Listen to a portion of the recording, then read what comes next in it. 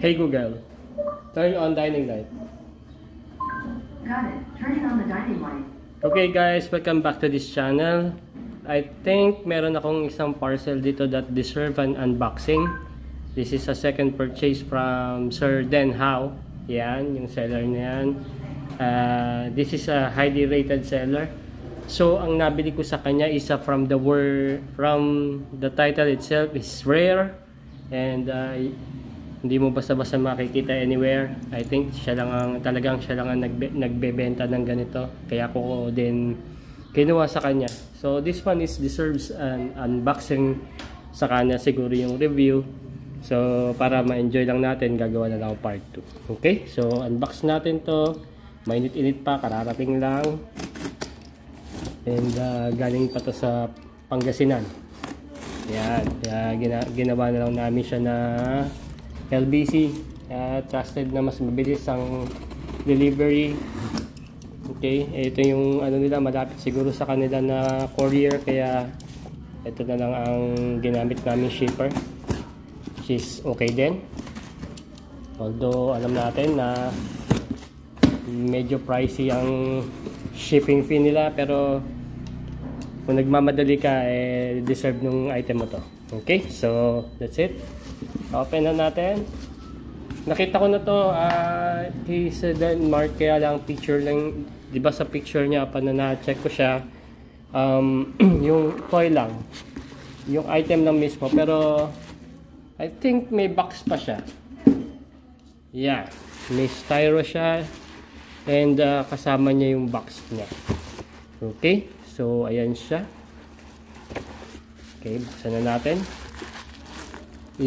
Ang maker nito is Joel, and upon checking sa eBay, ang nakalagay dun is rare Joel. It is a crane. Yun, wala pa akong crane, meron na akong slewing crane. Diba talaga, pagkaiba yun, yung crane saka slewing crane. Okay, so may box pa nga siya. So yun, nung nakita ko kasi to, yung styro lang saka yung ano lang din mismo, unit na lang mismo. Pero good thing meron pa talaga siyang box. Yan, intact pa. Nakikita niyo ba guys? Yan. Teka, i-zoom out ko. Yan. Ang maker niya is Joel. And I think this is made in China. Pero check natin yung box yan. Joel. Yan. Ito siya. Compact. Compact. Pero bakit yung design niya dito is para siyang forklift? Siguro meron isa pang product para dito. Yeah. Medyo faded na yung print ng box, pero normal yan para sa isang vintage. Scale nito is accurately 1:50.